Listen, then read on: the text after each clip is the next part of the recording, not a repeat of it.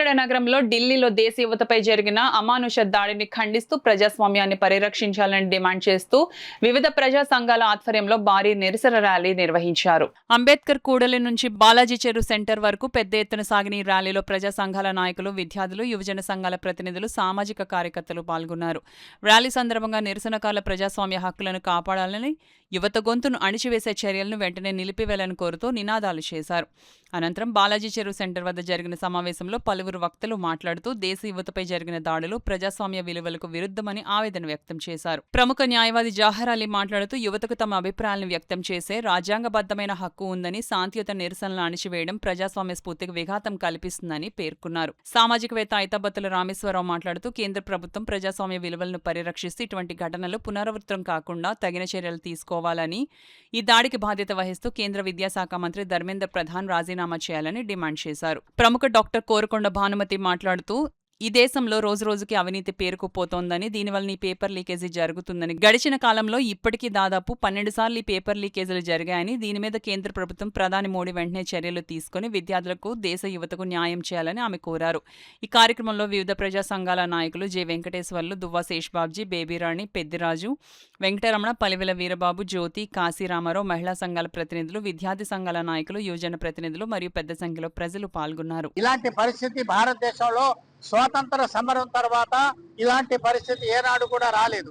ఈనాడు భారతదేశంలోని యావత్ యువత ముందుకు వచ్చి ఈ పోరాటాన్ని ముందుకు తీసుకెళ్లాలని, భారతదేశంలో విద్యా వ్యవస్థలో జరుగుతున్నటువంటి అక్రమాలని, అన్యాయాల్ని అరికట్టాలని చెప్పి యువకులు చేస్తున్న పోరాటాన్ని ప్రతి పౌరుడు కూడా దాన్ని మద్దతు ఇవ్వాల్సిన అవసరం ఉంది. ప్రధానంగా ముఖ్యంగా నేను ఈ రోజున కోరేది ఏమిటంటే, ఈనాడు భారతదేశంలో జరుగుతున్నటువంటి ఈ అక్రమమైనటువంటి పరిస్థితులు, ఈనాడు జరిగిన దమనకాండపై ఉన్నత స్థాయిలో ఉన్నటువంటి న్యాయ వ్యవస్థ స్పందించాల్సినటువంటి అవసరం ఉంది.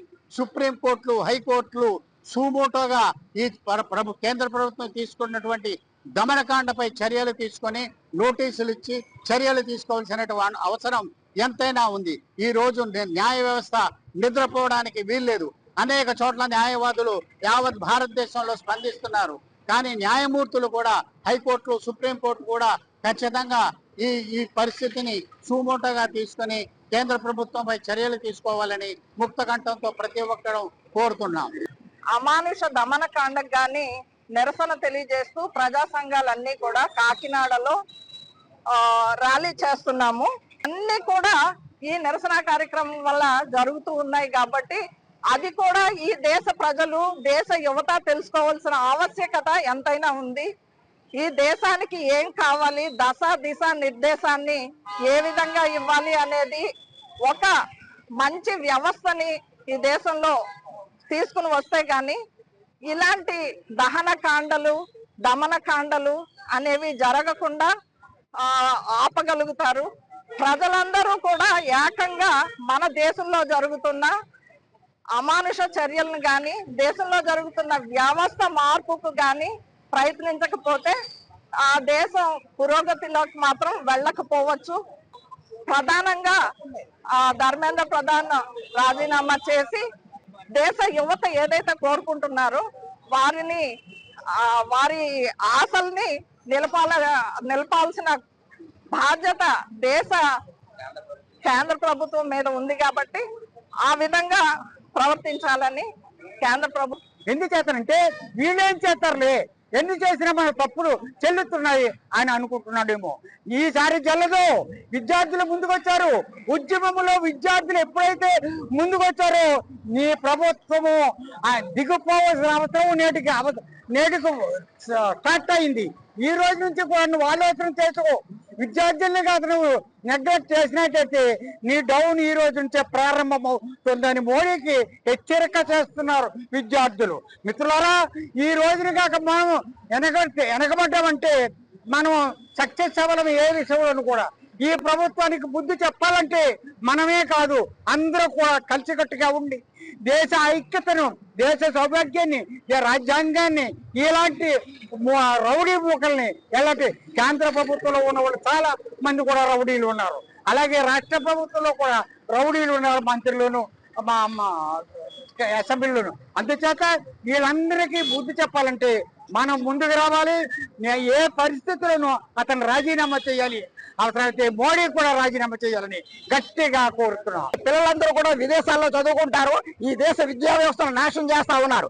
దీనికి వ్యతిరేకిస్తూ విద్యార్థి యువతను శాంతియుతంగా నిరసన తెలియజేస్తా ఉంటుంటే లాఠీలతోటి బాష్పు ఆయిల్తోటి చాలా దుర్మార్గంగా అమానుషమైన దాడికి పాల్గొంటున్నారు.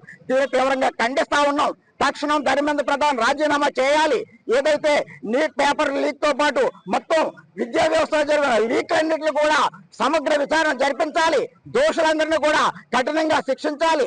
అంతేకాకుండా చనిపోయిన ప్రతి విద్యార్థికి కుటుంబానికి ₹1 చొప్పున నష్టపరిహారం చెల్లించాలి. అదే విధంగా ఢిల్లీలో పెట్టిన కేసులన్నింటినీ కూడా ఎత్తివేయాలి. విద్యార్థి యువతరం మీద పెట్టిన కేసులన్నీ కూడా ఎత్తివేయాలి. ఈ దేశంలో ప్రజాస్వామ్యం నడవట్లేదు. నియంతృత్వంగా శాంతియుతంగా నిరాయుధంగా ఉన్న విద్యార్థుల మీద దాడి చేయడం చాలా దుర్మార్గమైంది. ఇది ప్రజాస్వామ్యానికి గొడ్డలు పెట్టు, ఇది రాజ్యాంగానికి తూట్లు పోస్తున్నారు. ఖబర్దార్ మోడీ, ఖబర్దార్ ధర్మేంద్ర ప్రధాన్, మీ వైఖరి మార్చుకోండి. ఈ దేశ ప్రజలు చూస్తూ ఊరుకోరు, మరో సునామీలో మీరు కొట్టుకుపోతారని హెచ్చరిస్తాం.